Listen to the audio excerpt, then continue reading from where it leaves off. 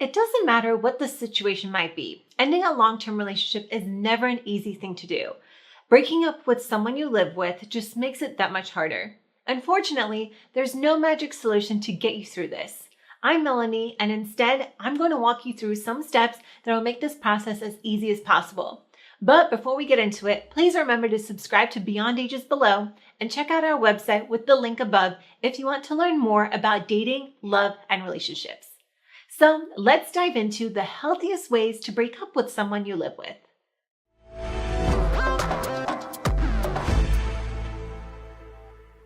First, think your decision through for a few days.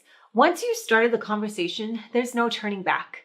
But before you do that, just give yourself some time. Sit on the decision for a few days to make sure that's what you really want. We're all human, and emotions can sometimes dominate our decision-making without us realizing. By giving yourself a few days, you avoid that knee-jerk reaction. This is how you avoid being in that on-again, off-again, on-again, off-again couple that we all love to hate. Schedule a time to chat. This isn't something you want to spring on your soon-to-be ex midway through breakfast. Catching them off guard can leave your partner feeling attacked, and that pushes them to be defensive. This you versus them dynamic is how arguments form. Instead, this is where the classic "we need to talk" line comes in.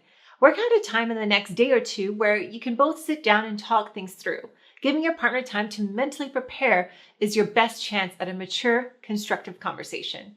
Go into it with a plan. Since you're taking things slow, you have plenty of time to plan things out.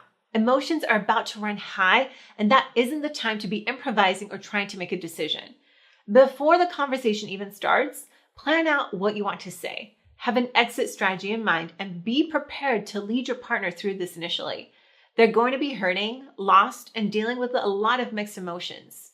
Breakup conversations happen in two parts. I think this is something we've all been guilty of at some point. You've gone for the Band-Aid approach to get it over with once and for all, and it just doesn't work.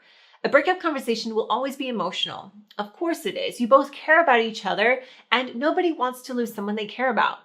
Discuss the end of your breakup initially, then give it a day or two to settle. Once emotions are under control, then you can have a constructive conversation about everything else. You'll need to figure out how to split up possessions, who's moving out, finances, and all that other fun stuff.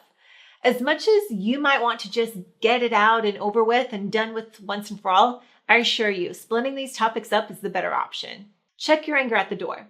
Scheduling a time to have this conversation isn't just about letting your partner prepare themselves. It's an opportunity for you to get your head in the right space too. Even if you have every right to be angry, now isn't the time to vent that toward them. By letting anger get in the way, you're only throwing fuel on the fire you're about to ignite. By focusing on calm, constructive conversation, you're saving both of you from unnecessary pain. I promise you, if you go into this filled with rage, things will blow up and you will get burned. Be kind and understanding. Do your best to put yourself in their shoes for a minute. Even if they've done something unforgivable, be kind and understanding while you work through this.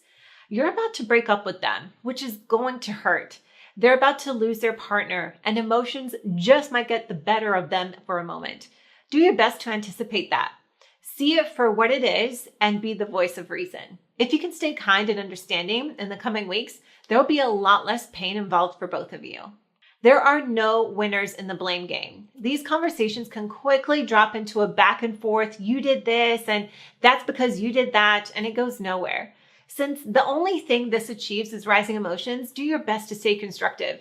Think about the way you phrase things and avoid the word you as much as possible. There's a big difference between "you don't give me what I need" and "I'm not getting what I need." The first one is a personal attack. The second is an explanation of your own feelings. They're the exact same point, but only one will start a fresh argument. End on a positive note. Even if you don't plan to stay friends, go into this with the aim of ending things amicably. Whether we want to admit it or not, every fight hurts. Every argument takes a toll, and you just never know how it could affect the future. Stay strong and consistent. It's normal to go through moments of weakness. Although you might be making the right decision, doubt will creep in there.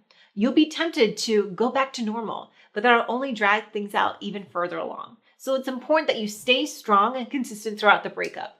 Remind yourself, why are you doing this? And avoid giving your ex mixed signals. False hope is cruel, even if it's unintentional. Take some time to digest and adapt. You're both setting out on your own separate journeys from here. This means you'll need time to adjust. The best way to avoid temptation of going back is to take some time apart.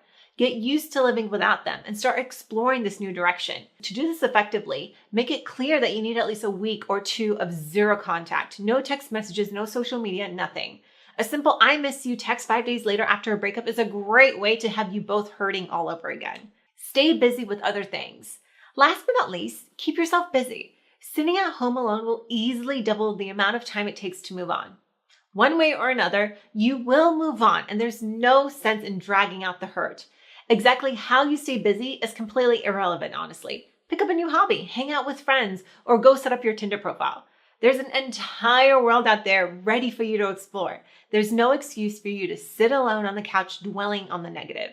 I hope you found this video useful. If you did, please like and subscribe below. You can also check out our website with a ton of free expert advice at beyondages.com by clicking on the link above. Thanks, guys.